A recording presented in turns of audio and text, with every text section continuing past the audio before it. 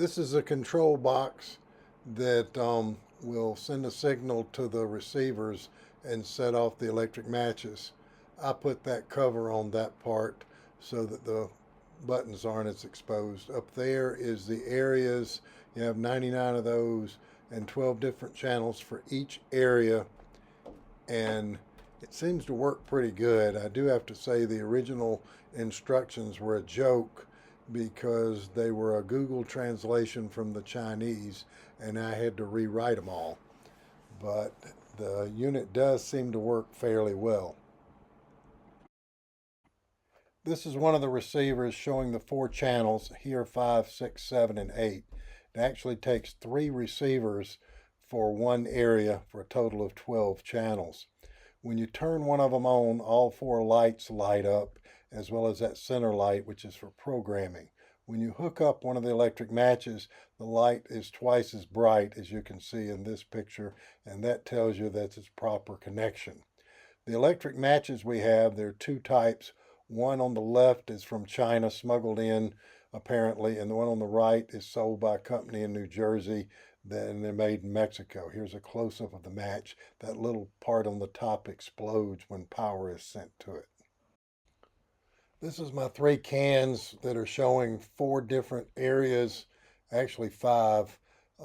The upper can on the left, we've already set off. The can closest to us is area 2 with D, E, and F packages, and I'm setting off 3 of them individually.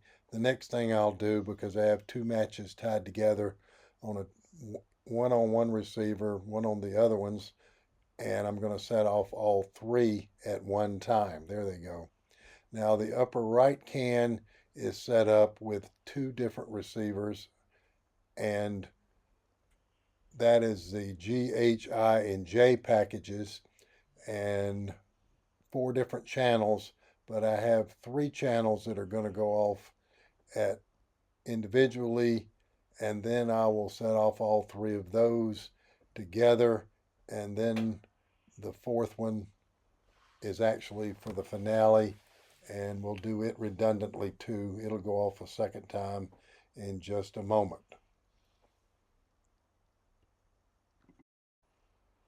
That was all 3 going off at one time, and now the final one will be that channel 12 and the redundant one going off.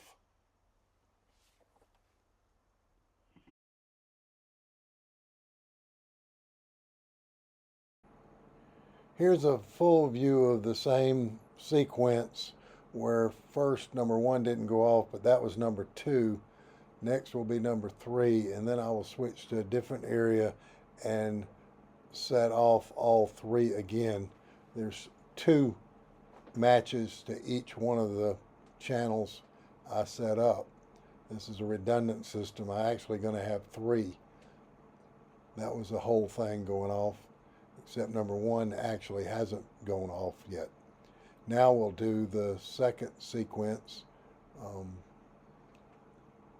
It's an entirely different area. We'll do each one individually.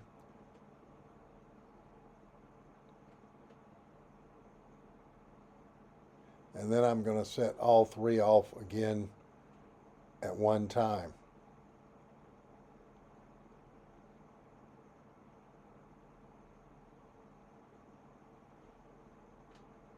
Now we'll do the same thing with the upper right can.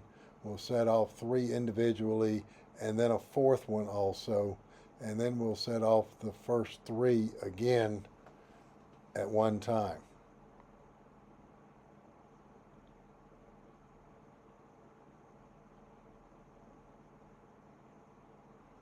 Fourth one will go off in a second. There it goes. That's the finale one. And then we're going to set off those first 3 one more time just to make sure.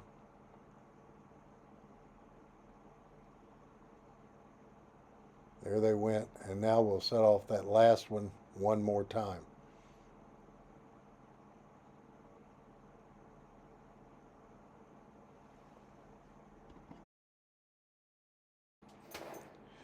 Here I'm going to try to figure out what happened to that number 1 match, why it wouldn't go off. Apparently, even when I just picked up the receiver, it made the connection because the light says it's good. And so I put it back down in there. If you'll notice, I have two receivers taped together. That's because of the redundant system.